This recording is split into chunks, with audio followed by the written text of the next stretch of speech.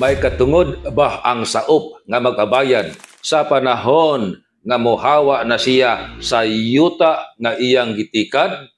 Ang tubag, o suma sa Section 25 sa Agricultural Land Reform Code.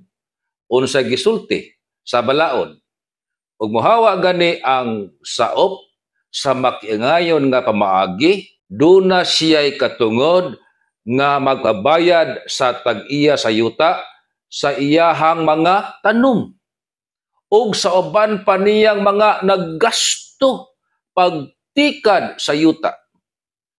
Kung ang saop nakaugmad sa yuta, nakahatag siya og contribution sa yuta nga iyang gitikad o kini giila nga necessary improvements o giila nga necessary unuseful expenses.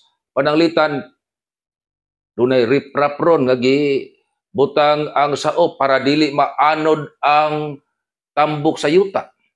O sa gingon sa balaod, sa mga gikinahanglan yun kayo nga nagasto sa saop, may katungod siya nga makabayad. Pila? Katunga sa iyang nagasto, gikas tag iya.